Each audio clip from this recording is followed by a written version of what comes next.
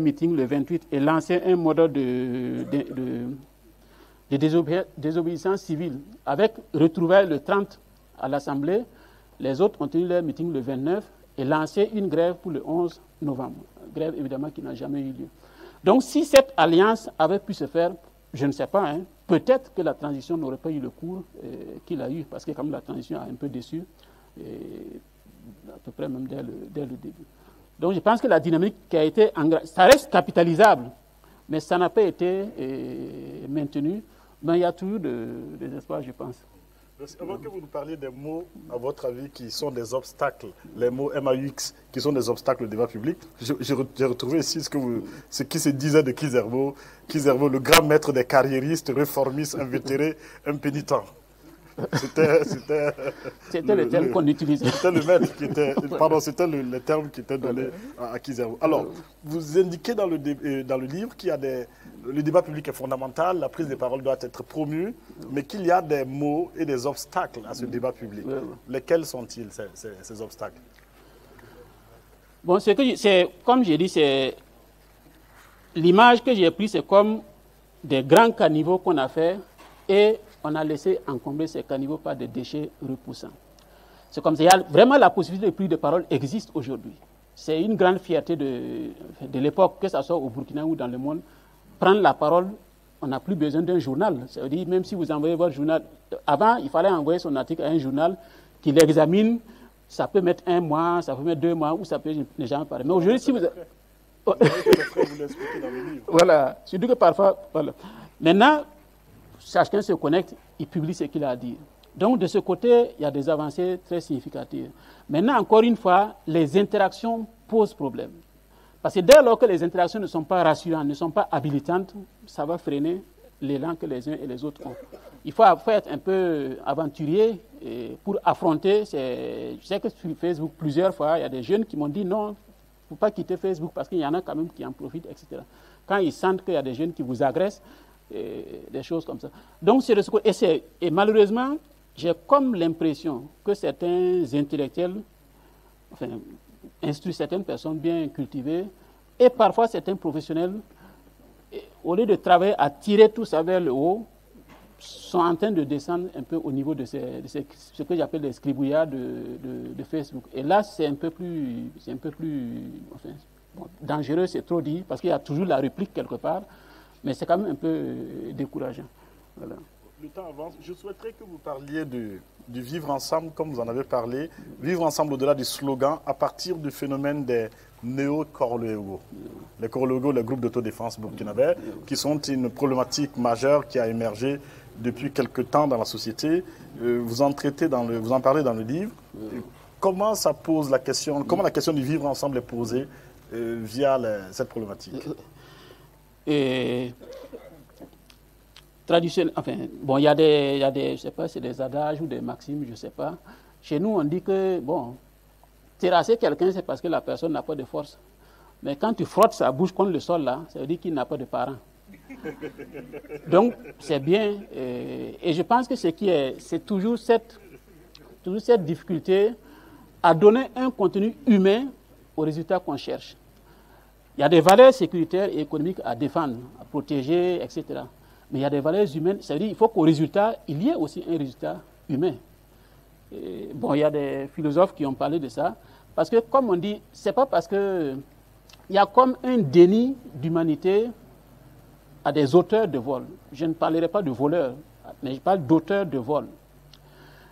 Et moi, j'inclus le vol et bien sûr l'auteur de vol dans l'ensemble des nuisances et des nuisibles. Le vol est un cas particulier. Et on sait que dans ce genre de traitement, ça en rappelle toujours d'autres, comme je l'ai souligné dans l'ouvrage. On commence par le vol. Admettons, je prends une hypothèse impossible, mais admettons qu'il n'y a plus de voleurs au Burkina. Les Korloégo ne vont plus disparaître. Il y a d'autres nuisibles qu'ils vont trouver. Et de proche en proche, quand chacun regarde autour de lui, ça veut dire le simple fait d'exister, vous pouvez être nuisible à quelqu'un. Vous postulez à un marché, vous gagnez, il ne gagne pas. 2 fois, il gagne, il est devant, il ne gagne pas, il devient votre nuisible. Si on se laisse aller à cette logique d'éliminer ou d'insuffler la souffrance qui peut entraîner la mort, parce qu'on soumet n'importe quel voleur de choses. On a vu des voleurs de 3 000 francs, de mangue, des choses qui ont été torturées à mort, ou des gens, à défaut de l'auteur du vol, on le prend, son enfant ou quelque chose comme ça, et on l'humilie. Il y a un qu'on a humilié qui s'est suicidé en fin de compte. On cherchait son papa, on ne l'a pas eu, on l'a attrapé, on l'a humilié, il s'est suicidé. Ça veut dire qu'on oublie le résultat humain dans tout ça. Ça veut dire que ce n'est pas parce qu'il n'y aura pas de vol qu'on vivra heureux. Il ne faut pas se faire des illusions. Si on ne travaille pas à avoir un résultat humain derrière tout ce qui s'ensuit. Et si on va à cette allure, on est dans la barbarie. Parce que j'avais pris en même temps le lynchage d'État, enfin, au plus fort de la crise norvégienne, il y avait eu des lynchages d'État où le MBDHP avait fait une conférence, il avait été un peu houspillé. Donc c'est tout ça. On oublie ce résultat humain parce que comme dit Kant, derrière chaque chose, il faut toujours prendre l'homme au départ et l'homme à la fin. Voilà. On ne peut pas se permettre de faire risquer la mort à quelqu'un parce qu'il a volé 3 000 francs, parce qu'il a volé un œuf. C'est cette logique qui interpelle. Nos rapports avec, parce qu'il n'y a pas, que ce soit dans les contes, dans les différentes religions, je n'ai jamais vu quelqu'un dire qu'un bien matériel vaut une vie humaine. On le dit tous. La vie humaine est toujours devant.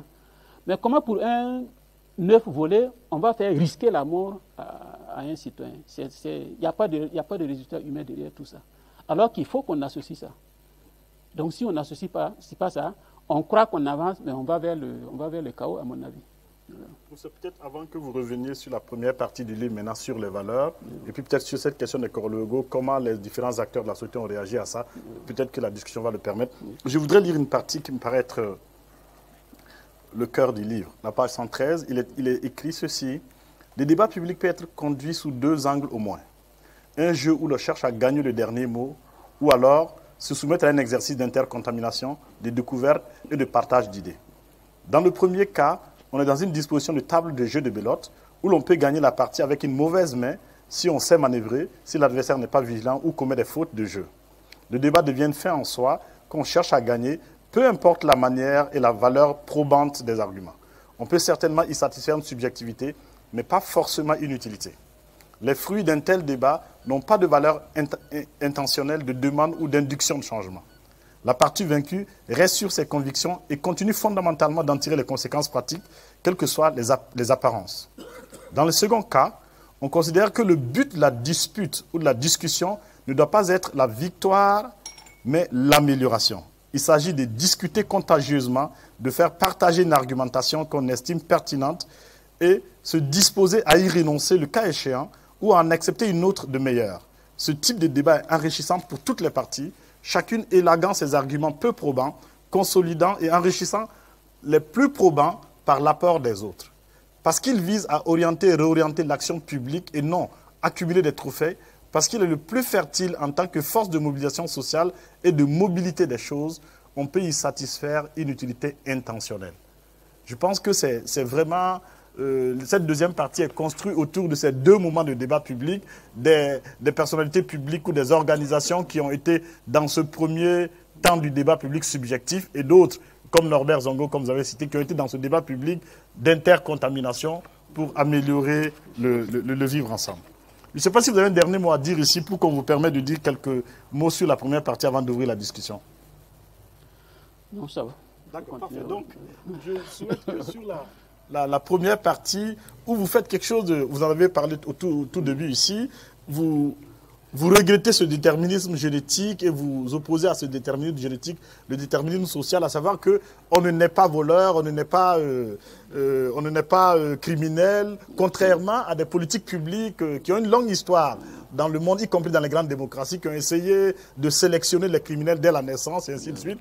Et pour faire une fleur à ma mère de conscience qui est ici, vous évoquez Simone de Beauvoir, qui indique qu'on ne naît pas femme, on le devient. Donc l'idée que la construction sociale est fondamentale, et vous tombez sur une perspective très prométhéenne contre ce fatalisme, je souhaiterais que vous nous parliez du socle de valeurs qui doit déterminer, qui doit habiter le vivre ensemble, comme vous en avez parlé dans la première partie.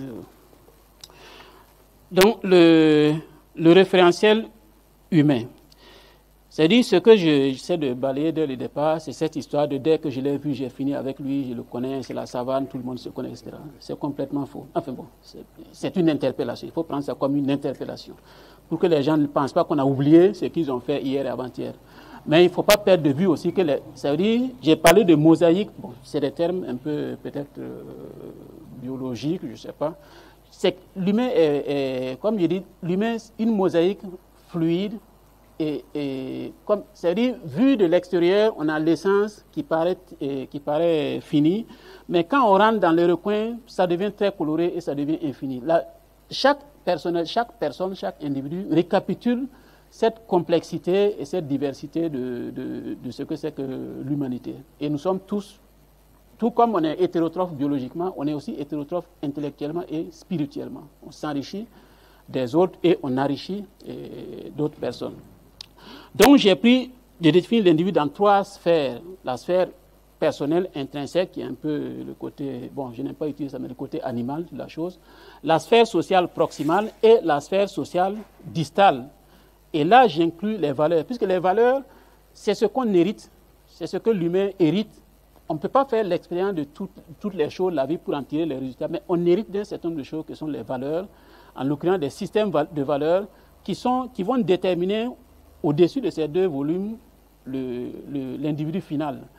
Et ça va dans tous les sens en réalité. Vous pouvez avoir une superposition de 3 pics sur une performance particulière. C'est pourquoi j'ai dit aussi que souvent, chacun de nous est premier du monde quelque part et dernier du monde quelque part. Et ces valeurs, je suis parti d'un modèle biologique pour donner mon approche de cette question de valeurs. Pour moi, il n'y a pas de valeurs africaines, de valeurs noires, etc. Les valeurs sont humaines, un point, un trait. Et pourquoi je l'ai dit? Chez nous, en biologie, tout le monde connaît l'adrénaline. C'est une substance, tout le monde connaît. L'adrénaline, ça va se fixer sur une porte. D'ailleurs, au niveau des portes, il peut y avoir plusieurs portes. Et selon la porte sur laquelle l'adrénaline va se fixer, la suite des événements peut être différente. Et cette suite des événements, il y a des possibilités de bifurcation, etc., etc. Remplacer adrénaline par valeur, et vous voyez un peu comment je vois les choses. Les valeurs sont humaines. Un point. Maintenant, dans leur lecture, les portes par lesquelles ces valeurs vont se déposer et être lues, il peut y avoir des variations. En Afrique, en France, etc. De même, tout le processus mental qu'il y a après la lecture de la valeur pour aboutir à une expression de cette valeur, là également, il y a des possibilités de diversification qui suivent des dynamiques humaines. Donc, c'est pourquoi je dis, ce n'est pas la valeur qui est africaine, c'est la manière dont elle s'exprime en fin de compte qui peut être africaine éventuellement. Mais la valeur est universelle, elle est humaine, un point. Parce que chaque fois que j'ai eu une discussion avec certaines personnes, des collègues, ça se termine un peu de poisson ou pas très bien. C'est-à-dire qu'on veut traiter les gens de pas très africains, de déraciner des choses comme je dis non, non. Et ça, parce que quand je demande de donne-moi 2 exemples ou 3 exemples de valeurs africaines, on me parle de la solidarité par exemple.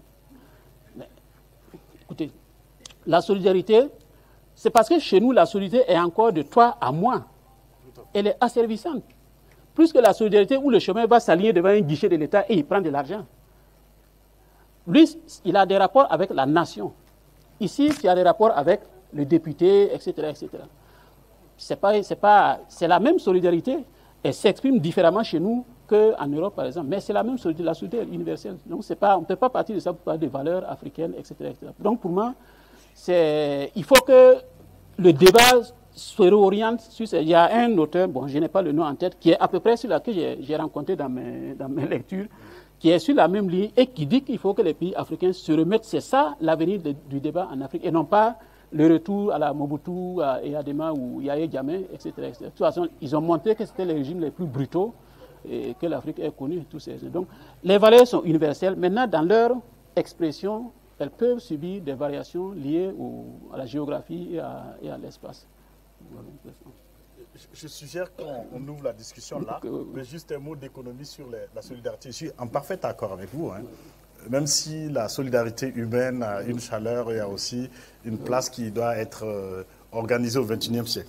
Si vous regardez le taux de prélèvement fiscal, ce qu'on appelle le taux de prélèvement fiscal, en gros, la part du revenu national qui est pris par les impôts, c'est un indicateur de solidarité. Aux États-Unis, c'est autour de 25-30%. En Europe du Nord, c'est autour de 55%. En France, c'est entre 50 et 55%. Dans notre pays, c'est autour de 17%. Parce que c'est le prélèvement fiscal qui permet d'organiser la solidarité en retour. Donc cela veut dire qu'on peut dire que sur ce critère exclusif-là, que la Suède est un pays beaucoup plus solidaire que les États-Unis. Et quand vous avez connu ces deux pays, vous savez que ce n'est pas tout à fait faux. Et que la France est un pays beaucoup plus solidaire que des pays d'Amérique latine où le taux de prélèvement est en dessous de 30%. Donc,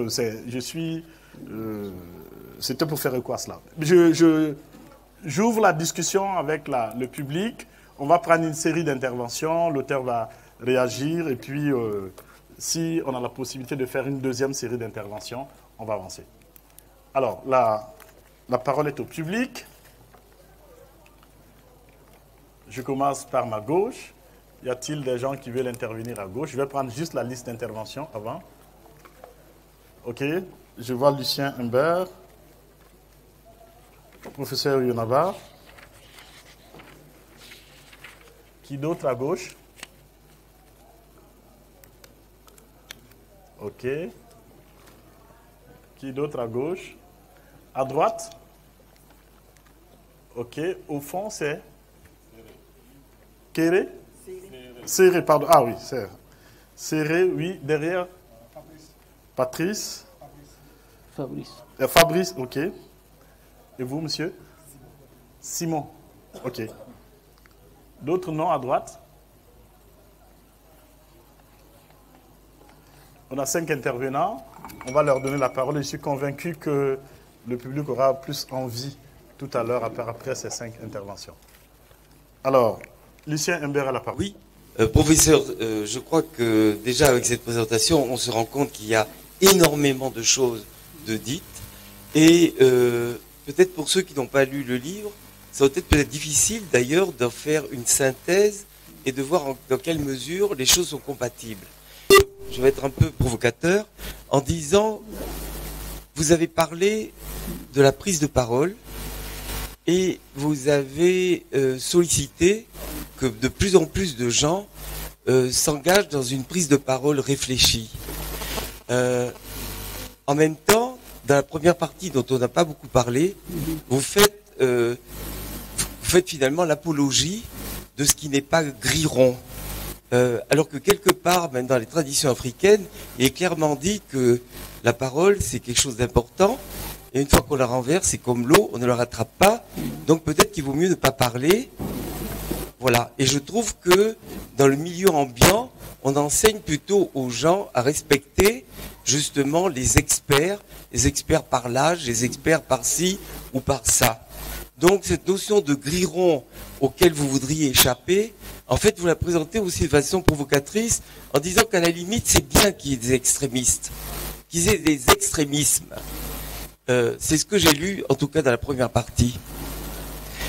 J'aurais peut-être ensuite, j'ai peut-être une question ensuite, c'est par rapport à la prise de parole, justement. Vous-même, dans ce que vous racontez de ce qui vous est arrivé, rend les choses peut-être pas tout à fait claires, puisque vous dites que vous avez reçu finalement des offres d'occupation de postes importants, après avoir écrit pas mal de choses, et c'est vous qui avez dit, et je ne sais pas pourquoi vous l'avez dit, au lieu d'accepter et de dire je vais en profiter pour prendre la parole, vous avez dit mais est-ce que vous avez bien lu ce que j'ai déjà écrit, et finalement ça n'a jamais abouti. Quelque part, ça revient à rentrer dans le gris-rond, si je veux être provocateur à mon tour. Et maintenant pour les jeunes, la jeunesse, qui sort de ce corps social où on n'a pas prévu une place où ils aient un pouvoir particulier d'expression, de reconnaissance d'une expérience qu'ils auraient, qui leur donnerait droit à la prise de parole, mais un droit qu'ils ont par le nombre et par la capacité de mobilisation qui aujourd'hui s'impose à tout le monde. Alors, est-ce qu'on est dans le droit? On est dans quoi? On est dans la prise de parole réfléchie ou quoi? Et à un moment donné, le biologiste que vous êtes, en parlant du corps humain, avant de passer à la société, en fait, vous faites un saut très rapide sur ce qui revient à la fin de votre présentation, qui est l'humain, qui est plus de la biologie, qui est plus de la politique qui est justement au niveau d'une valeur qui, si elle n'est pas enseignée, si elle n'est pas partagée, et c'est peut-être là qu'il faut plus de prise de parole et plus d'éducation et de partage, je ne vois pas comment, si on ne fait pas cela, comment la prise de parole peut amener à construire un vivre ensemble. Merci. Merci Lucien Vert. Professeur Yonava. Bonjour à tout le monde. Je prends la parole pour dire évidemment que je suis content d'être là ce soir pour écouter mon collègue que je connais bien depuis longtemps et pour qui j'ai beaucoup d'admiration pour sa capacité justement et au regard de son profil justement de sciences naturalistes, de biologiste, à pouvoir prendre la parole sur des questions de sciences sociales qui sont, d'un point de vue disciplinaire, d'un point de vue universitaire, présumées éloignées véritablement de son domaine. Vraiment, c'est admirable. Je ne sais pas si c'est ce que vous appelez l'ethnobiologie ou quelque chose comme ça, mais on y est presque véritablement parce que trouver quelqu'un justement de ce domaine-là qui parle avec beaucoup d'aisance des questions de philosophie, et de psychologie et de sociologie, et c'est admirable. Et c'est d'autant plus admirable justement qu'on ne trouve pas beaucoup de gens qui sont en mesure vraiment d'évoluer sur un registre de ce genre. Mais en même temps, quand on en trouve, on ne tarit pas véritablement d'admiration.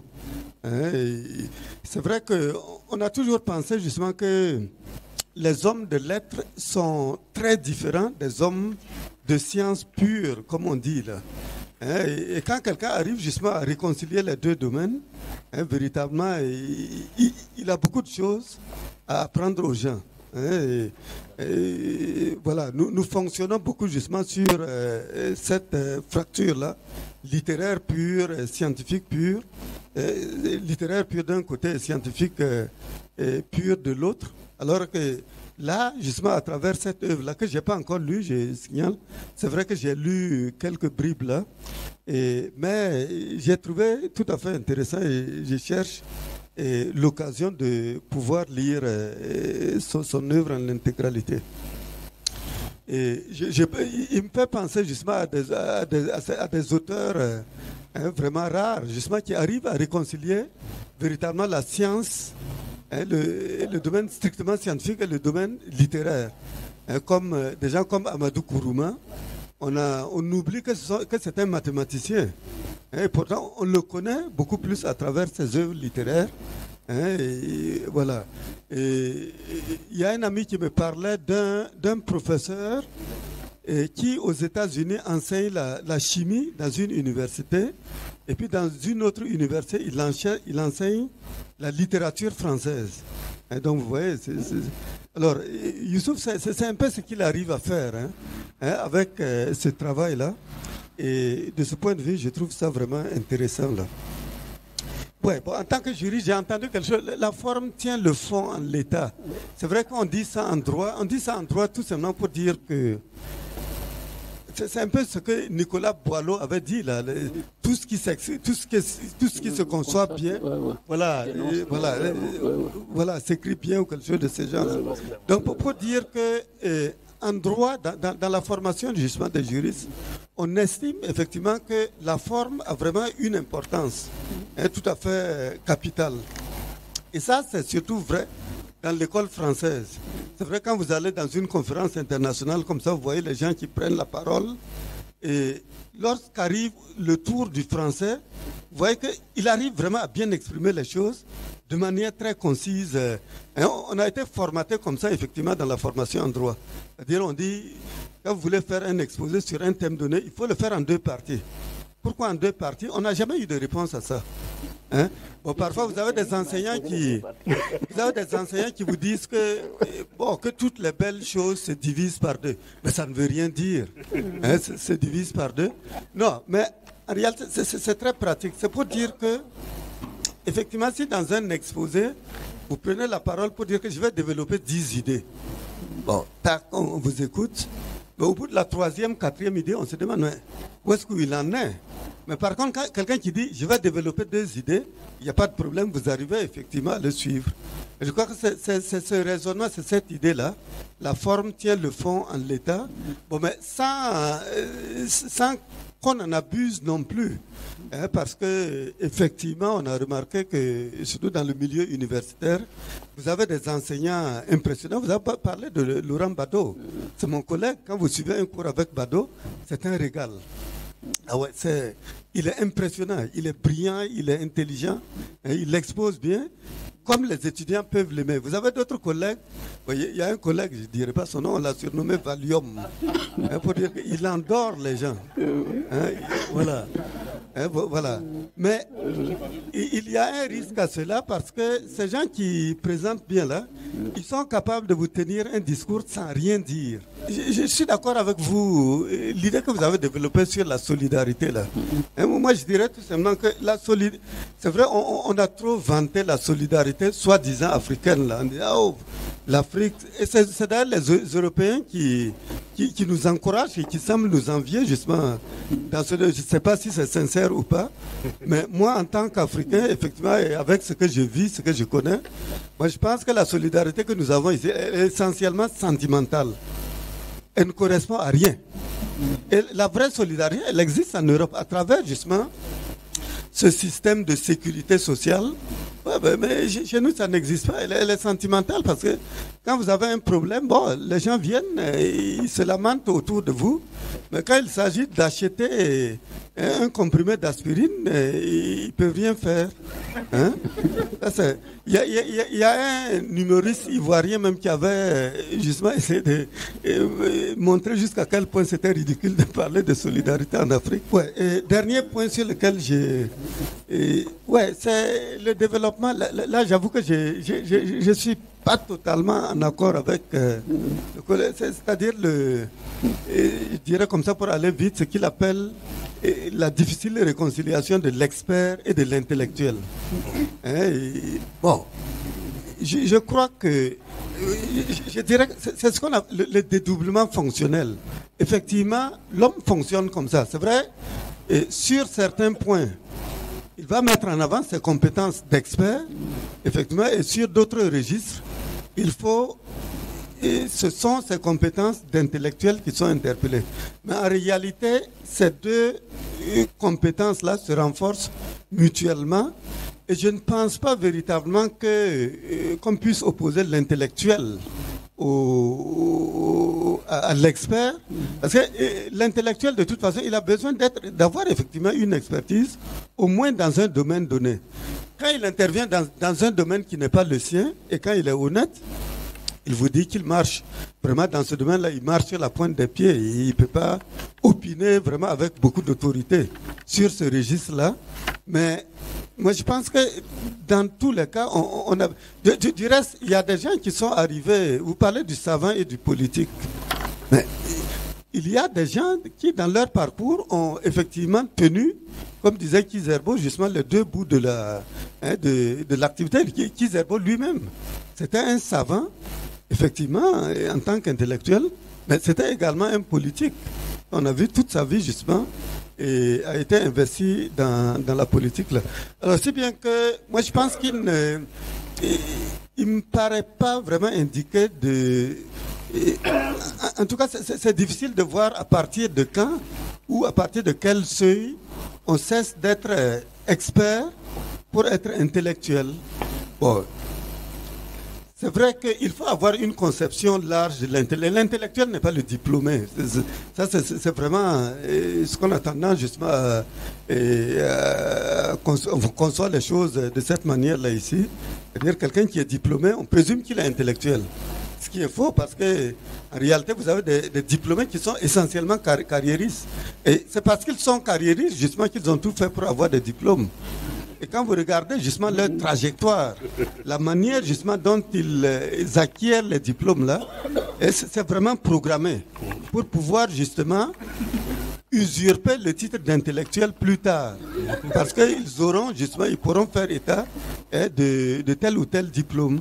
Mais sinon, dans la vie pratique, vous avez des paysans qui sont intellectuels. L'intellectuel, c'est quelqu'un qui est capable justement de se remettre en cause et d'interroger justement la société, de ne jamais prendre pour acquis ce qui est présenté comme ça, comme étant l'ordre qui devrait nous régir.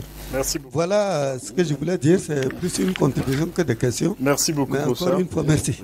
La parole à Serré, qui doit malheureusement se déplacer. Merci, monsieur le modérateur. Bonjour à tous. Alors, je voudrais, je n'ai pas encore lu le livre.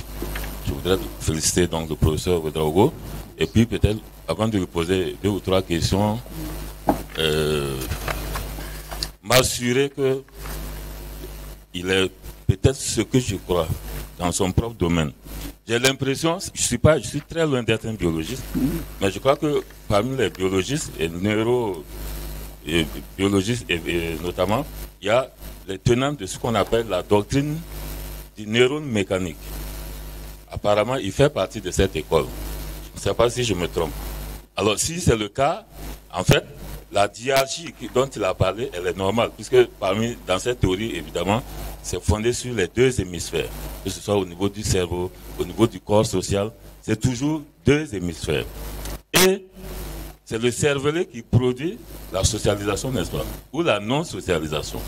Ma première question, est-ce que, au niveau des groupes humains, des formations humaines, des sociétés humaines, est-ce qu'il y a un mauvais cervelet et un bon cervelet, c'est-à-dire un cervelet qui produit de la socialisation et un autre qui produit de la non-socialisation, c'est-à-dire du négationnisme, de l'extrémisme violent et de la médiocratie, par exemple.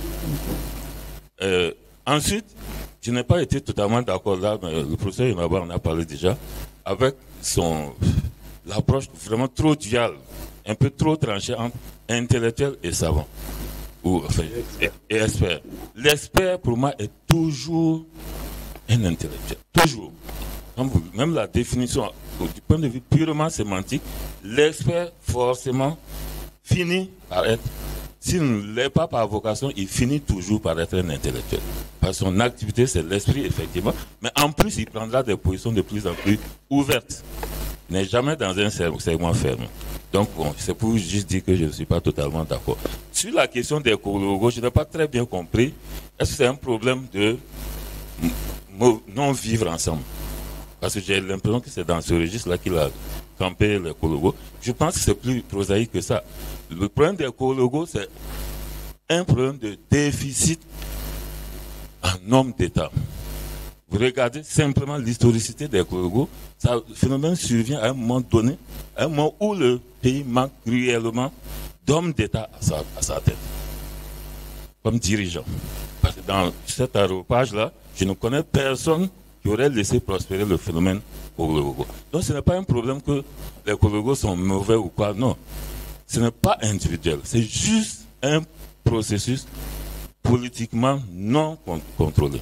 Alors, ça, c'est ce que je pensais. Ensuite, il y a le phénomène de la surimposition historique.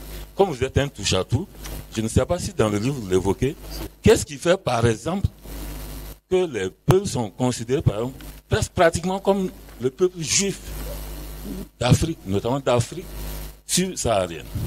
Est-ce que vous avez eu la curiosité de vérifier ça et que pratiquement on a un peu le sentiment en remontant plus loin d'ailleurs dans l'histoire de l'Occident, par exemple, on a eu les Visigoths, les Vikings, et puis les peuples germaniques sont venus se surimposer à ces peuples-là, en créant tous les véhicules nécessaires pour en faire des sous-peuples et les travailler avec ce qu'on appelle à faire de l'abrasion. Voilà. Faire comme si ces peuples n'existaient pas. Est-ce que le phénomène Peul, par exemple, relève à peu près de ce modèle? Parce que historiquement, n'oublions pas qu'on a eu un empire Peul. Ça a été certainement l'un des plus grands empires après l'empire de Songhai, l'empire du Mali, l'empire du Ghana. Est-ce qu'on a ce problème de surimposition? Voilà. Merci. Merci beaucoup. Fabrice, Allez-y, Fabrice. Tout d'abord, je voudrais remercier Afrique d'avoir une plateforme qui nous permet de venir nous distraire un peu après le travail. C'est intéressant, c'est assez productif de manger dans les maquis au bois, c'est encore mieux. C'est assez quand même productif comme c'est bien. Pour M. Youssouf, vous parlez de prise de parole, la capacité critique des individus dans un cadre de liberté d'expression. Comment est-ce que vous conciliez un peu cette question face à nos coutumes, à nos traditions? Par exemple, chez les Moussi, on dit par exemple c'est l'aîné qui doit forcément avoir la parole dans les décisions, ou face à la question du genre, où c'est généralement l'homme qui est au devant des choses, soit en famille, dans nos maisons également, soit en couple également aussi, ou aussi face à l'autorité également. Dans une entreprise comme ça, par exemple, s'il y a un planteur comme ça qui est là, dès qu'il a une meilleure idée par rapport au patron ou bien à celui qui a plus d'autorité par rapport à lui. Mais le fait qu'il soit plantant ou bien en deçà d'autres personnes, la personne pourrait avoir une meilleure idée, mais il se retient de communiquer et de parler. Et de là, maintenant, il y a très souvent aussi, soit dans le cas coutumier ou bien du genre ou bien de l'autorité, une rétention d'informations dans ce sens également. C'est un peu ça. Merci beaucoup. Merci beaucoup, Fabrice. Et Monsieur Simon a la parole. Je ne suis ni expert ni intellectuel. Je suis Alors, moi, je vais être peut-être hors sujet, mais c'est à vous d'apprécier. Lorsque Youssouf nous a annoncé la sortie de son livre, on était les premiers à sauter dessus parce qu'on se connaît de longue date. Et je soupçonnais que ça allait être un excellent ouvrage. Quand je l'ai acquis, je l'ai lu et j'étais surpris parce que je m'attendais à un concentré, mais j'ai vu du solide. C'est un livre qu'on peut lire de façon indépendante, les parties les unes des autres. Et on s'enrichit. Mais au-delà de lui faire de la talakou, parce que chacun doit se faire une opinion. Il faut que les uns et les autres puissent peut-être s'en approprier. Parce qu'aujourd'hui, on n'a même plus le temps de dire. Ce n'est plus une tendance. Le problème de fond que j'ai relevé dans le livre, problème de fond, la leçon que moi j'ai tirée dans le livre, ça part d'un constat. Avant que les religions révélées ne viennent, d'abord les religions révélées sont fondées sur les 10 commandements, que ce soit la religion musulmane ou la religion chrétienne. Le fondement, c'est les 10 commandements. Mais quand ces religions révélées-là sont venues, en réalité, ils ont trouvé les 10 commandements sur place. Parce qu'il y a un proverbe moi aussi qui dit Nisal Yahweh Kapi. Il a dit que le fonctionnement humain est basé sur 9 critères, mais personne ne peut atteindre ces 9 critères. C'est ça le sens profond de Nisal Yahweh Kapi. On fonctionne sur 10 critères qu'il faut respecter. Parce que par essence, l'homme sait qu'il y a le positif et le négatif en lui. Et a essayé de réglementer la société en dressant des paradigmes qu'il faut qu'on respecte. Et lorsque moi j'ai lu le livre, j'ai compris que il y a un paradigme qui a disparu de la circulation. Qui a tendance à disparaître de la circulation. C'est presque un phénomène mondial. Les gens ne prennent plus la parole pour défendre un paradigme consensuel. Ils prennent la parole pour défendre un intérêt individuel. C'est ça qui fait que les gens ne respectent plus la prise de parole des uns et des autres. Et on baisse dans, si c'est lui, je le connais. On a fini avec lui, etc. On n'accorde plus de la parole. Parce qu'il n'y a plus le référentiel autour duquel on échange. On échange pour le bien collectif. Ça a disparu de la circulation. C'est le paradigme qu'il faut retenir au centre du livre. Tous nos échanges, qu'on soit expert ou intellectuel, moi je ne fais même pas la différence,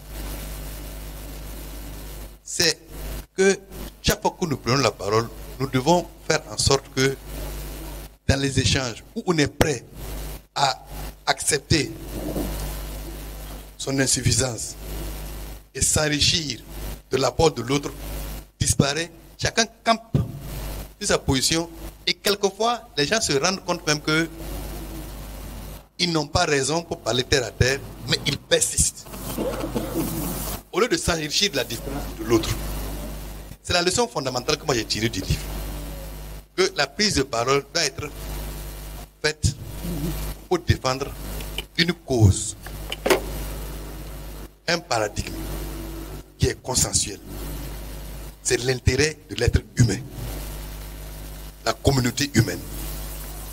Et cette notion-là a complètement disparu. Personne ne prend la parole pour défendre l'intérêt de la communauté humaine, c'est-à-dire de vivre ensemble. Quand on prend la parole, on défend des positions qui ne sont pas forcément l'intérêt de la communauté humaine où on se trouve. Et c'est de là que tout part, tous les dérapages vont. Moi, je me rappelle, bon, on a été étudiants ensemble. Bon, on s'est caractérisé. Et on était à des points où on ne se saluait pas. Quand il y a dans l'autre cas là, on avait inventé un terme. Les Tourini, les Sakandé ont connu cela. C'est la démarcation physique. On te voit, on te parle, on ne se parle plus. C'est-à-dire qu'on était dans des camps retranchés. Donc on ne trouve plus une valeur commune autour de laquelle on fédère. C'est l'être humain, l'intérêt de l'être humain. Merci beaucoup. Merci beaucoup. Je suggère que le conférencier fasse les réponses qu'il a aux différentes interpellations et éventuellement qu'on prenne deux questions pour terminer. Merci tous les différents intervenants. Et, bon, le premier intervenant, là je vais m'arrêter peut-être sur le concept du gris-rond. Bon, le gris-rond, j'ai défini, c'est le politiquement conforme. Évidemment, il est variable, c'est pas tout le temps le même contenu. Et je pense que c'est une fois j'ai suivi une discussion où le docteur ça va parler de minorités historiques. Parce que c'est vrai, si on est tous dans le gris-rond, on est immobile, on est figé. Il faut qu'il y ait des gens qui poussent. Ce sont ces gens-là qu'on appelle extrémistes très souvent et qu'on essaie de réprimer. Et pour moi, le débat qui vaut la peine d'être, ce n'est pas qu'il est extrémiste ou pas, c'est la différence. C'est un débat de différence. Ce qui est objectif, c'est qu'il est différent. Maintenant, la notion d'extrémisme, c'est pourquoi j'ai fait le référentiel humain, où j'ai dit que chacun de nous est potentiellement un extrême, une extrémité de quelque chose. Donc, dire que quelqu'un est extrême, c'est outre le fait que, comme j'ai dit, c'est volontariste, c'est vouloir quel est le repère, comment on mesure pour dire qu'il est extrême, etc. Du reste, comme j'ai expliqué dans le livre, vous coupez un bout, il y aura toujours un bout. Donc, l'extrême, celui qui n'est pas extrême aujourd'hui, si vous enlevez l'extrême d'hier, c'est lui qui devient le nouvel extrême. Et ça en rappelle, comme j'ai dit toujours d'autres. Et j'ai expliqué comment cette dynamique a fait imploser le CMRPN et a fait imploser le CNR. À force de tout couper. Si vous voulez tailler là, il y a toujours une branche le lendemain qui pousse plus vite que les autres. Donc, à moins de déraciner tout l'arbre. Et ce qui arrive quand on tient à contenir tout le monde dans le gris et le rond. C'est un peu ça le discussion. Maintenant, pour la prise de parole, bon, il y a une partie qui vient pour la petite histoire. C'était pour montrer un peu le caractère parfois opportuniste de la prise de parole anonyme ou pseudonyme. Parce que comme j'ai dit, si j'avais pris la parole de façon pseudonyme et anonyme, j'allais occuper ces postes-là. Et les journalistes allaient savoir, puisque quand on dépose, quand même, ils savent qui a déposé. Donc, chacun va bomber la partie, mais les journalistes qui sont là savent que, en fait, c'est toi qui avais écrit ça. Donc, il vaut mieux dire à la personne qui vous sollicite, voilà ma position sur tel et tel sujet. Si malgré tout, vous voulez que j'occupe le poste, alhamdoulilah. Et c'était comme ça. Un a accepté, les deux autres ont tremblé de peur. Mais pour moi, c'est parce que ça montre à quel point celui qui veut faire, beaucoup de gens, et quand j'ai démissionné, j'ai fait un écrit, j'ai fait une lettre, un dossier pour démissionner. Il y en a qui m'ont dit, mais il ne faut pas faire ça, on ne doit pas écrire. Voilà, parce qu'il faut rester dans le flou. Moi, je dis non, il faut que ça laisse des traces. Voilà. Donc, évidemment, ça demande que l'administration soit suffisamment, je ne sais pas s'il faut parler de tolérance, mais il y a quand même des gens qui ne peuvent pas travailler avec d'autres personnes, qui ne peuvent pas travailler dans certaines administrations, compte tenu de leur prise de parole, de leur position sur certaines choses. Donc, parfois, on pense qu'on est à la disposition des autorités légales de son pays. Donc, quand on a une expertise qu'on peut mettre à la disposition du pays via les autorités légales, on le met à la disposition. Mais il faut que cette autorité sache que voilà ma position sur tel et tel événement. Si malgré tout, elle accepte, bien merci. C'était surtout cet aspect que j'ai fait sur la petite histoire. C'était pour mettre... Bon, je ne l'ai pas dit clairement, mais c'est pour dire que souvent, beaucoup de gens écrivent sous anonymat ou pseudonymat par opportunisme. Voilà. Parce que ça ne les empêche pas d'accéder à des responsabilités, même si ça contredit leur position ultérieure. Voilà. Donc, le reste, c'était des contributions. Je remercie M. Humbert pour ça. Bon, au niveau des jeunes, je suis contre les structures politiques dans les lycées, dans les établissements du secondaire, parce que pour moi, il faut laisser les jeunes gazouiller, comme j'ai dit, leurs débats politiques, etc. Et au fur et à mesure qu'ils vont mûrir, ils vont se redistribuer dans les courants politiques existants. Et créer des structures dans les lycées, bon, évidemment, outre le fait qu'on développe l'opportunité dès le jeune âge, bon, ça, c'est comme si on veut les faire mûrir au carbure, comme j'ai dit. Et il peut avoir des ratés sur le long terme. Donc je pense qu'il y a une limite en deçà desquelles je ne souhaite pas qu'il y ait des structures formelles d'organisation politique au niveau de la jeunesse. On les laisse exactement comme si vous avez l'habitude de suivre des chiots ou des quoi que vous avez, ça gazouille, après à un moment donné, ça commence à se déterminer des choses. On peut essayer ça au niveau de la jeunesse. Je pense que ça serait peut-être, bon, je sais pas, j'ai pas de retour d'expérience pour le savoir. Donc je suis, voilà, c'est juste un peu maintenant à l'université, etc., les gens peuvent faire ce qu'ils veulent parce qu'on pense qu'ils ont déjà un certain nombre de repères qui leur permettent de se ranger correctement. Voilà. Bon, peut-être si j'ai oublié quelque chose, M. Humbert reviendra là-dessus. Et dans la question des intellectuels, il faut que je lise un peu. Voilà. Évidemment, c'est le problème quand on va sur des morceaux. Voilà.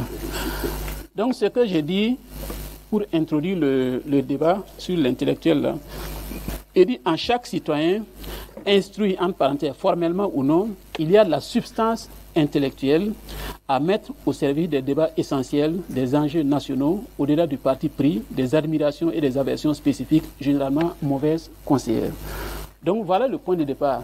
L'intellectuel dont je parle, c'est celui qui a été conceptualisé dès le départ avec l'affaire de l'intellectuel fonctionnel.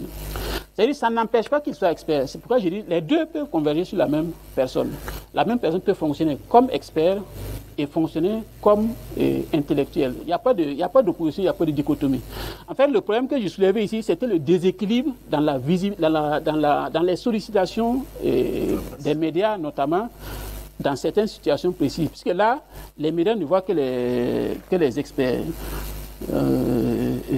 J'avais mis ça quelque part.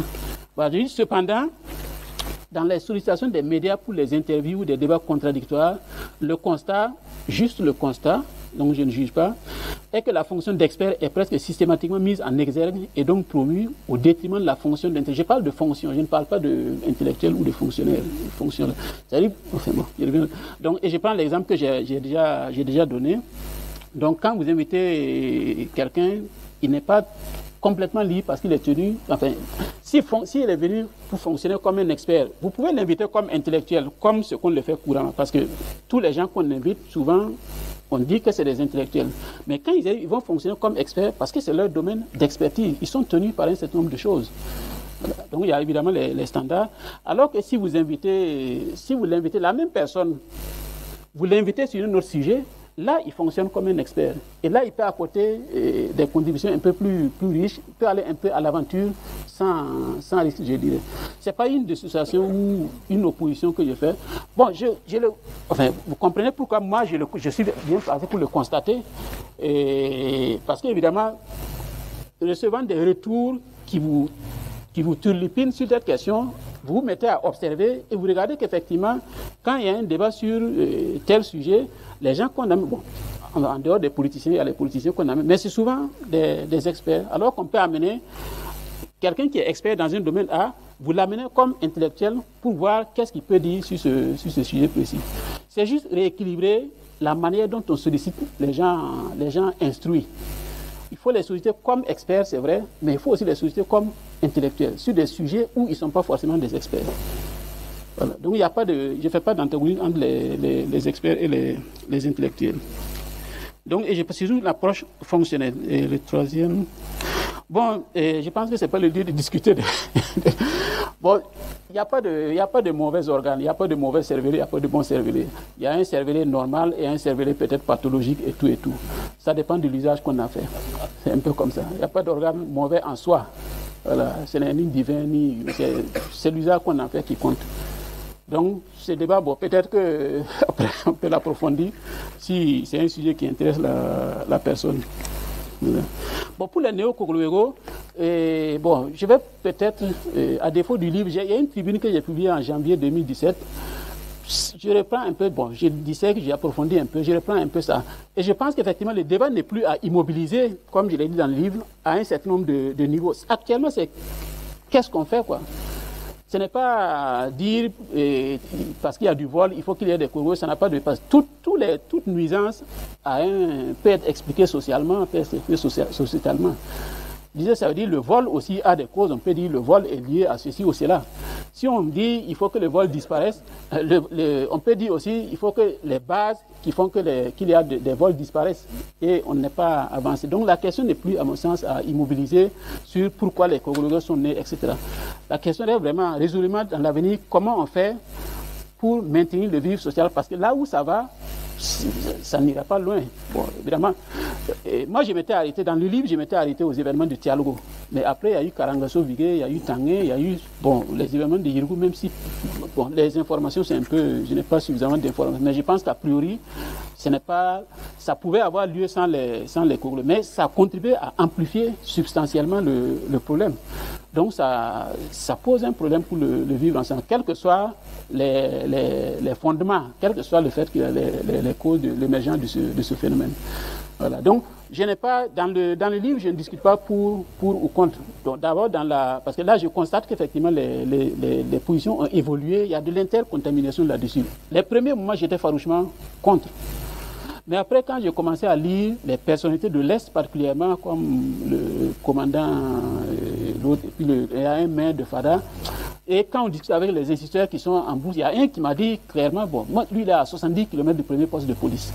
Donc, il ne peut pas ne pas soutenir les Congolais. Donc, ça fait réfléchir et ça permet de voir un peu la réalité du problème au-delà parfois du débat passionnel pour ou contre. Ce n'est plus, à mon avis, ce n'est plus ça le niveau. Bon, il y a eu des frottements au début, il y a eu des fenêtres d'hésitation politique, décisionnelle, il y a du flou dans comment le gouvernement, enfin, les autorités voient ce problème.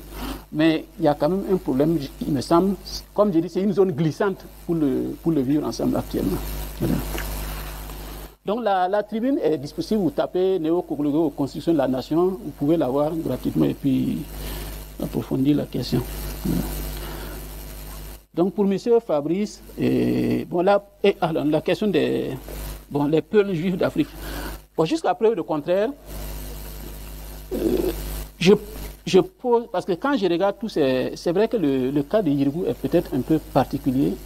Mais avant, parce que dans le livre, l'exemple que j'avais pris comme exemple type, c'était Manga, où j'ai essayé d'expliquer comment, par un conflit individuel et par le jeu des préjugés, ça devient un conflit collectif. Donc, l'éleveur qui a mis son mouton dans mon champ est mon enfer, c'est l'expression que j'ai utilisée. Et il dit tous les éleveurs sont mon enfer. Et comme l'éleveur est Peul, ce qui est faux, tous les éleveurs deviennent mes ennemis, mon enfer. Et on ouvre la brèche pour avoir la société, devient l'enfer des agriculteurs, ainsi de suite. Et à la fin, ça tombe sur des communautés natives, donc les autochtones, etc. Donc c'est ce jeu de réverbération des préjugés qui qui potentialise un peu l'importance de ces conflits. Mais quand on prend globalement, je dis encore une fois en dehors de l'affaire Yirigou sur laquelle on est toujours, la fonction commune qui revient, c'est éleveur contre agriculteur.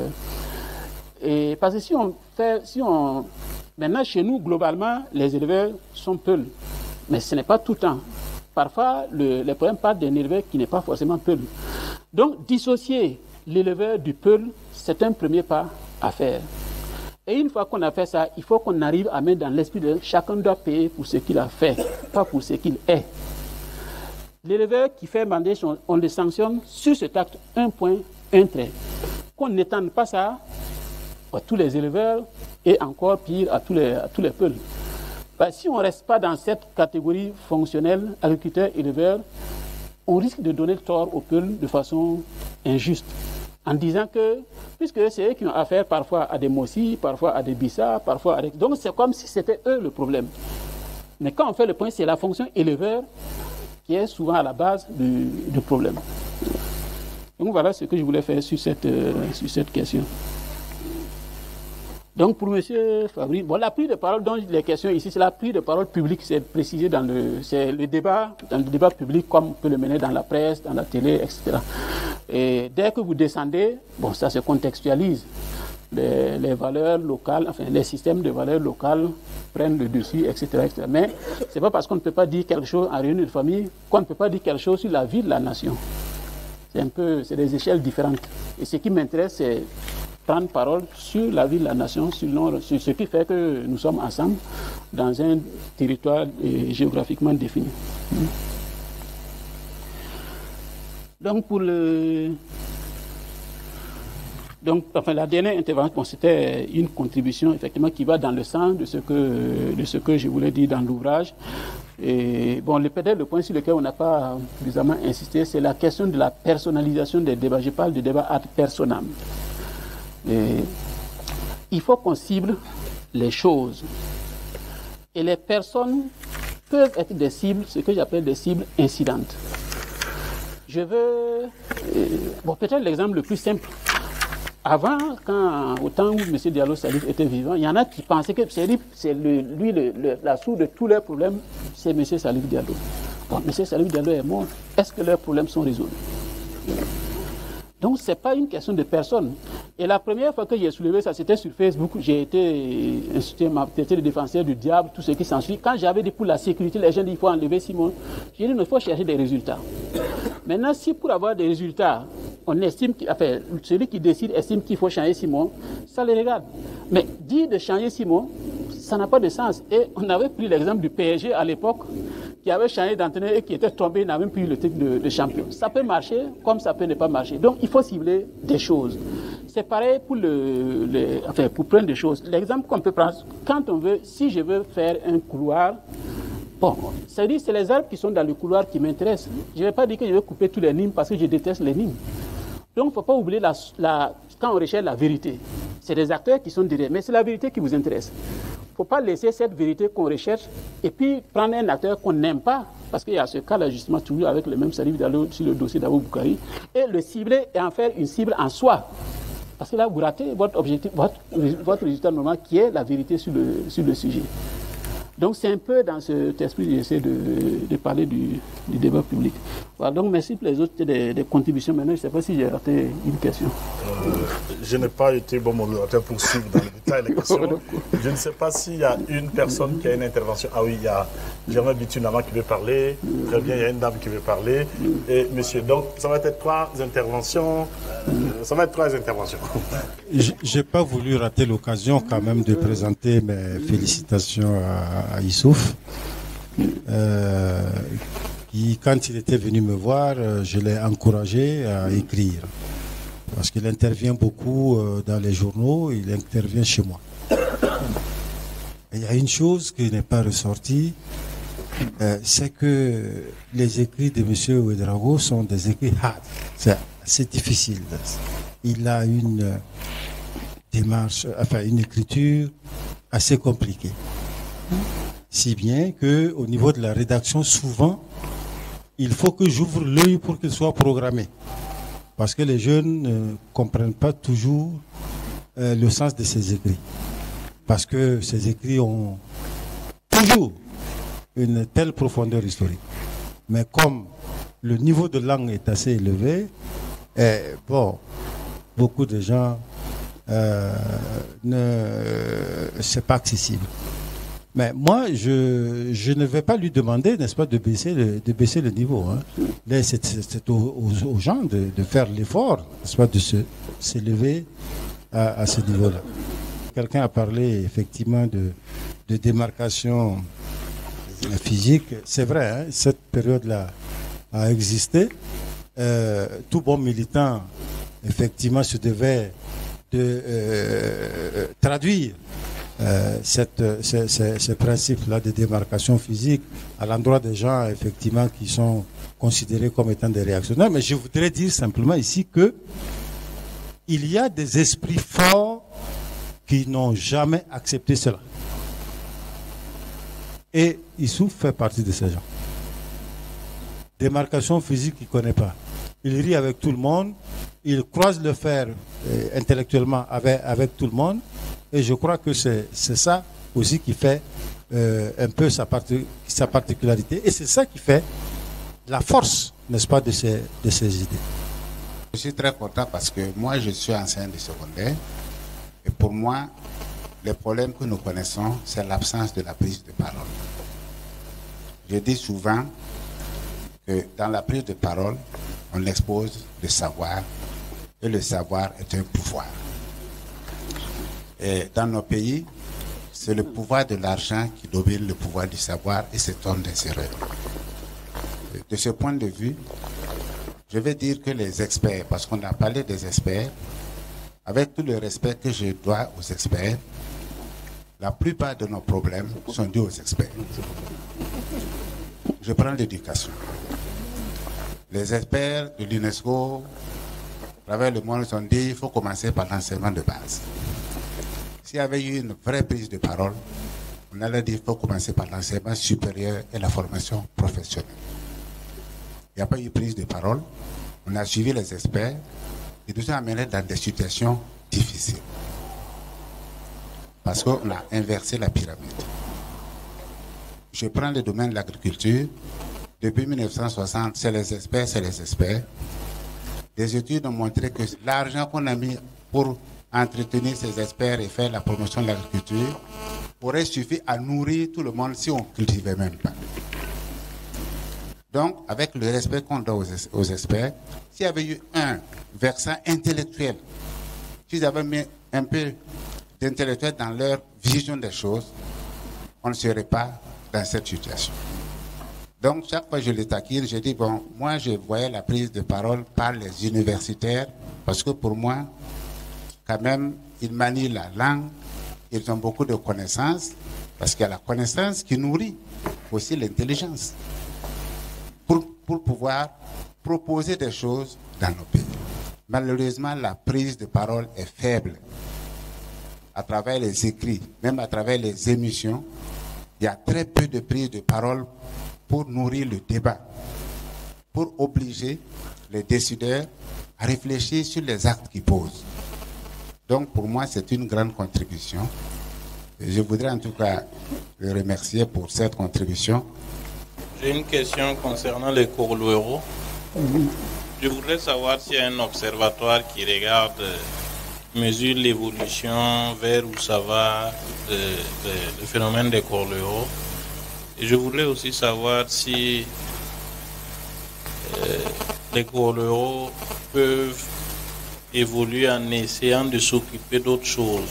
Je dis ça parce que on a vu il n'y a pas longtemps dans un quartier de Ouagadougou des Corluero qui essayaient de s'occuper d'un centre médical qui ne fonctionne pas, qui a été construit par des agences de l'État et qui ne fonctionnait pas parce que ça avait été mal construit. Et les Corluero essayaient de s'en prendre à ces agences de l'État qui ont exécuté le travail, en disant que c'est parce qu'ils s'étaient fait corrompre, etc., etc. Et les Corluero ont voulu s'occuper de ça. Oui. Est-ce qu'il y a un risque que les couleurs essaient de s'occuper de la corruption, par exemple. Merci. Je voulais m'associer à ceux qui m'ont précédé pour féliciter le conférencier. Je n'ai pas encore lu le livre, mais l'annonce de la sortie du livre il y a quelques semaines ici même m'a incité à venir. Je voulais simplement que le modérateur puisse peut-être noter par rapport au mot solidarité qui a été employé tout à l'heure. Ça a même été défini. Il y a eu quelques moqueries. C'est la solidarité urbaine, c'est la solidarité des campagnes, c'est la solidarité de quel siècle? Parce que dit vite comme ça, on peut être en train de nous tromper et d'appréciation. Donc je pense que ça peut être l'objet prochainement de réflexion. Voilà, c'est juste par rapport à mon vécu et aussi par rapport à ce qui a été dit. Par exemple, quand on dit ce sont les Blancs qui disent que, je ne pense pas que c'est ça.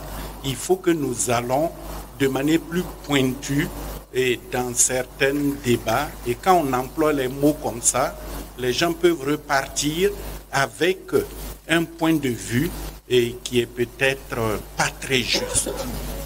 Merci. Bonsoir et grand merci à l'auteur et à Free Afrique de nous permettre de mettre ici ce soir en débat la question du vivre ensemble. Vous avez une entrée particulièrement intéressante qui est celle de la prise de parole publique. Tout à l'heure, vous avez, à mon avis, survolé une question très intéressante qui a été posée bien avant moi, que je voudrais que vous reveniez là-dessus juste un peu.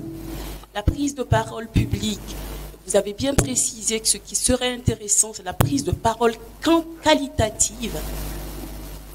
Et on constate, puisqu'on est dans l'endogénéité, votre livre s'inscrit dans l'endogénéité. Au Burkina Faso, est-ce que vous avez pensé à interroger le mode éducationnel, notre façon d'inculquer l'apprentissage à la prise de parole dans nos cellules familiales, parce que pour qu'elle soit qualitative, elle doit commencer quelque part. Et bien souvent, elle arrive tardivement. Donc il y a une question de confiance qui se pose quand on prend une parole publique. Ma seconde question, elle s'adresse au modérateur. Il n'est pas commun que l'on adresse une question à un modérateur, mais vous avez dit quelque chose de particulièrement intéressant. Donc ma question est une question intéressée. On a parlé de la solidarité institutionnelle et l'on a parlé de la solidarité en Afrique qui peut être considérée comme une solidarité entre gens. Et vous sembliez parler d'une certaine chaleur qu'il faut conserver dans le second mode de solidarité. Est-ce que vous pouvez préciser davantage votre idée? Merci. Merci beaucoup pour les questions. Je vous donne la parole. Je voudrais dire juste une chose. Germain Bitunama est en train de partir, ou est déjà parti. Il a tout à fait raison de dire une chose. Effectivement, peut-être qu'une chose qui doit être ajoutée pour ceux qui n'ont pas encore lu le livre, c'est un livre extrêmement courageux. Et il est extrêmement courageux. C'est un livre qui parle de sujets extrêmement difficiles qu'on a toujours l'habitude d'effleurer dans notre pays. Par exemple, vous savez très bien que, comme il a indiqué longuement, Laurent Gbagbo, n'est guère une personnalité vers laquelle on essaie un débat contradictoire. Mais c'est vraiment quelque chose qui est discuté, détaillé dans le livre, sans tomber dans le travers de fixation sur les personnes. Il y a ça qui est là. Il y a la question même des partis politiques. L'auteur a une tribune qui est publiée en 2011, qu'il rappelle dans le livre, qui indiquait que la destination naturelle des partis sankaristes était le CDP ou un succédané du CDP. Donc, de ce point de vue, quand vous voyez aujourd'hui l'alliance entre les sankaristes et le MPP qui était un succédané du CDP, il y a quelque chose d'intéressant. Et le dire comme tel, c'est risquer des foudres. sur les Koroluego, indiquer comment est-ce qu'une organisation importante comme le mouvement burkinabé des droits de l'homme et des peuples, le MBDHP, a une position, j'allais dire ambiguë, même si ce n'est pas le mot qui a été employé, une position pas claire sur cette question. Organisation des droits de l'homme qui a par ailleurs eu une grande contribution, comme l'auteur le rappelle dans le livre. Voici, comme la question du PCRV, qui est le Parti communiste révolutionnaire voltaïque, qui est toujours en creux dans la discussion, sans être explicité très clairement là. Elle est abordée de façon très intelligente, positive, qui permet d'avoir l'historicité de ce mouvement et qui permet aussi de regarder une analyse critique de ce mouvement. Donc je trouve que de ce point de vue en particulier pour les jeunes, il y a un excellent livre d'histoire politique, d'analyse politique de notre pays. Je vous laisse la parole, professeur, pour parcourir les différentes questions. Et comme on vous fait l'honneur d'une question, je la reprendrai à la fin. Ok, merci. Bon, je remercie évidemment les contributions et les différents compliments. Bon, je reviens sur ce que Germain a dit. Évidemment, on a plusieurs fois, c'est mon tic, évidemment, là. On a plusieurs fois discuté sur cette question. Et à mon avis, on peut regarder cette question de entre guillemets, gros français sous deux angles qui n'est pas en faveur des écrivains africains et des lectorats africains. Parce que souvent, on voit sur Facebook les intellectuels qui écrivent, que c'est eux seuls qui comprennent, ils écrivent pour eux-mêmes, bon, etc., etc. Parce que le problème, c'est quoi? C'est pas intentionnel, mais il y a comme un mépris du lectorat africain en insinuant qu'il ne peut pas faire les efforts nécessaires pour accéder à la pensée subtile, à la pensée complexe. Et on intime pratiquement l'ordre aux intellectuels d'écrire au niveau de ce lectorat, donc de ne pas aborder des questions subtiles, des questions complexes. C'est comme si l'Africain, enfin le lectorat africain souvent, ne doit pas avoir accès à ça. C'est pourquoi je suis d'accord quand chaque fois après discussion, on dit non, il faut que les gens fassent les efforts nécessaires pour comprendre. Nos problèmes sont complexes. On ne peut pas les résoudre avec la routine de tous les jours. C'est pas possible. On ne peut pas demander aux étudiants de master, on vous fait les cours de première année parce que le cours de master est difficile. C'est à cet effort que nous devons faire. Et là, il faut qu'il y ait encore une fois des interactions qui montrent que, bon, c'est pas... Bon, j'ai déjà reçu ces réactions la plusieurs fois. Les gens disent, vraiment, je n'ai rien compris. J'ai dit, bon, si tu n'as rien compris, ça ne t'est pas destiné. Tu passes ton chemin. Mais il faut que les gens s'apprennent. C'est un exercice. Personne n'est très fort dans ça. C'est un exercice. Et si on ne s'exerce pas à la pensée complexe, à la pensée subtile, et si le lectorat ne s'élève pas à cette pensée, on ne trouvera pas de solution à nos problèmes. On ne va pas avancer. Voilà. Donc c'est le commentaire que je peux faire sur ça. Maintenant sur les Koroluego, pour les Koroluego, bon, évidemment je n'ai pas la prétention d'être expert sur ces sujets. Bon, les dérives sont déjà là. Comme j'ai dit là, il y a des dynamiques dans lesquelles une fois qu'on rentre, ça en rappelle d'autres. C'est ce que je dis souvent. On commence par le vol, ça dérive forcément sur les autres nuisances. C'est pourquoi le référentiel du phénomène, c'est la nuisance. Donc, dès qu'on commence à rentrer, je crois que les Congolais sont déjà partis attraper des étudiants dans une école, ça fait des grèves, après, enfin, il y a eu des mouvements, ils ont laissé. Ça va forcément envahir les autres segments de la vie de tous les jours. Et c'est là où j'ai dit, on ne peut pas savoir dans ces conditions où ça s'arrête. Voilà, parce qu'encore une fois, si vous faites compétition 4-5 fois, c'est la même personne qui gagne, tu es deuxième, tu ne gagnes pas, il devient ton nuisible. Et si on ne met pas de résultats humains, bon, ben, on s'élève et puis on parle des Ivoiriens et puis bon, ben, la vie continue. C'est vers cette barbarie on risque d'aller si on ne fait pas attention. Si on bon, je ne peux pas. Si on vraiment que l'humain soit toujours comme à la fin de ce qu'on recherche. C'est vrai, mais pourquoi je vais refuser l'humanité à quelqu'un? C'est un humain. Je ne peux pas, parce que si dès lors qu'on refuse l'humanité, ça devient un insecte. On l'écrase comme on veut. Donc, c'est là où il faut se lever spirituellement pour respecter ce qu'on enseigne partout. Le bien matériel est inférieur à la vie humaine.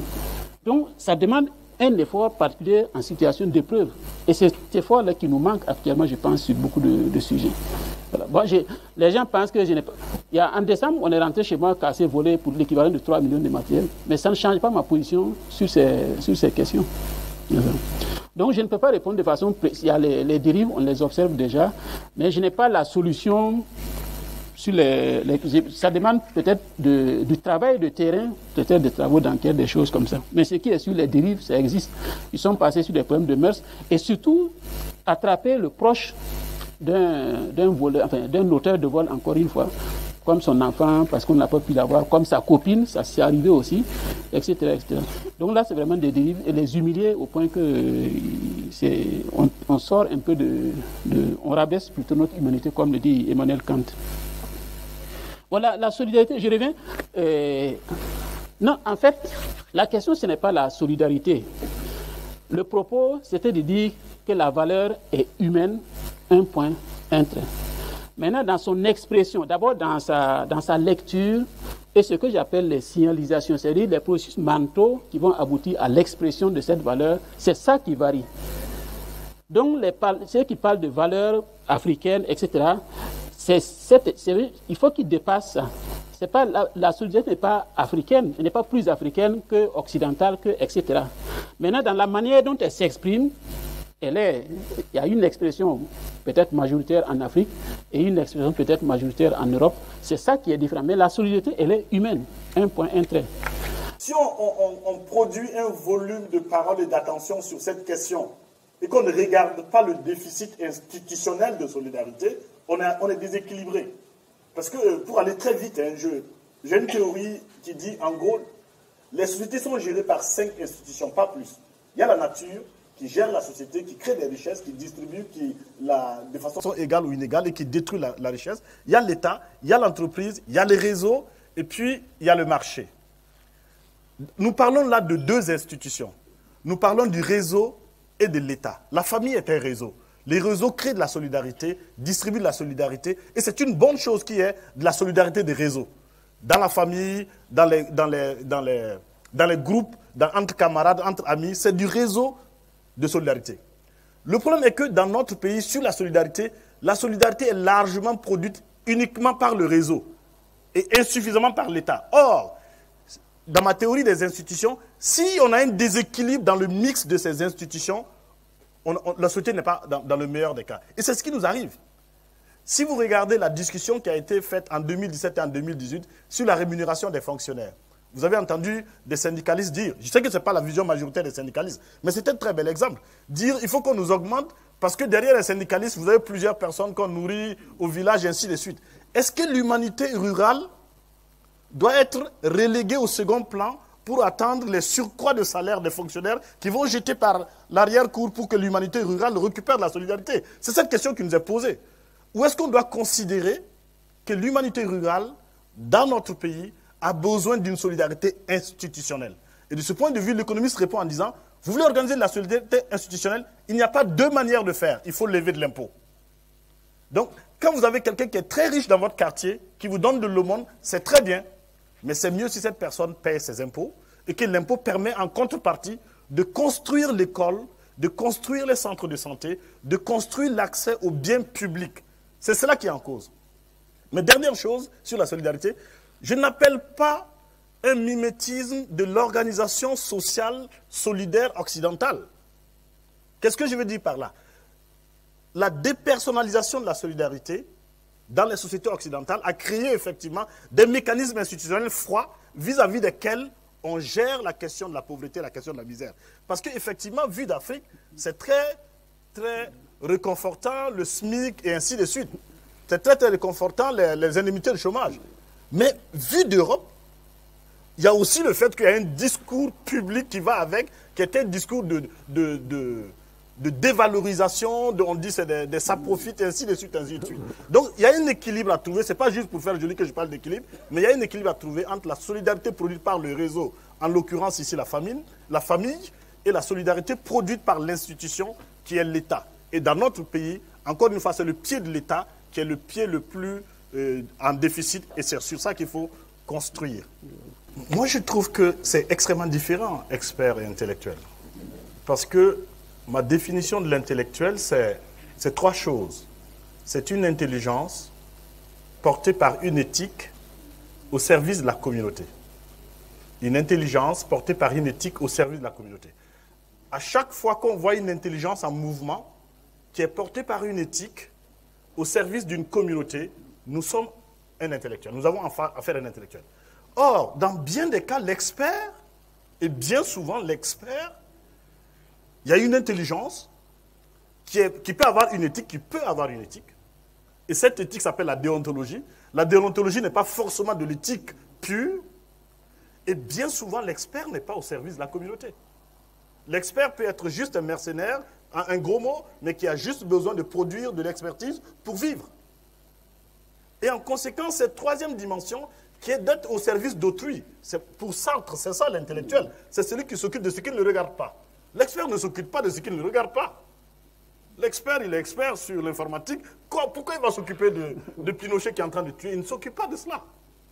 Pourquoi l'expert va s'occuper des questions de politique publique qui réduisent les libertés quand sa question est de savoir est-ce que vous avez le palu ou vous n'avez pas le palu? C'est un médecin expert qui soigne les gens. Et on a vu ça dans plusieurs dictatures prospérer avec de grands experts, de grands techniciens qui continuent à faire leur job, et bien leur job. Y compris dans le nazisme, on a eu des biologistes qui faisaient très bien leur job, mais au service de la solution finale. Donc moi je considère que c'est très différent, l'expert et l'intellectuel. Il y a une dérive expertiste dans les sociétés, à savoir que quand il y a un problème, la complexification de la société a fait qu'on croit qu'il faut confier le problème aux experts.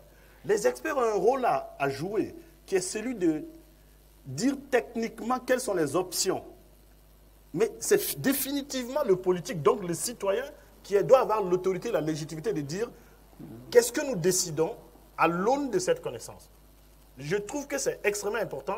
Et ce dont notre pays a besoin, certes, on a besoin d'expertise, mais notre pays manque cruellement, l'Afrique manque cruellement d'intellectuels, de gens qui se mêlent de ce qui ne les regarde pas.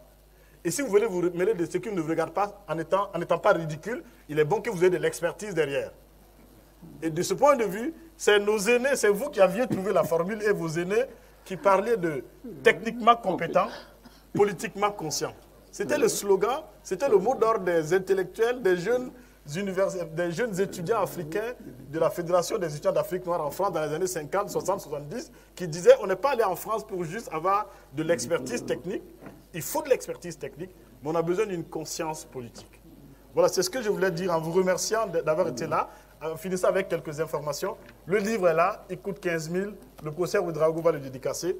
Le cycle Praxis est un cycle qui se tient alternativement entre la Villa Irisuma et Free Afrique.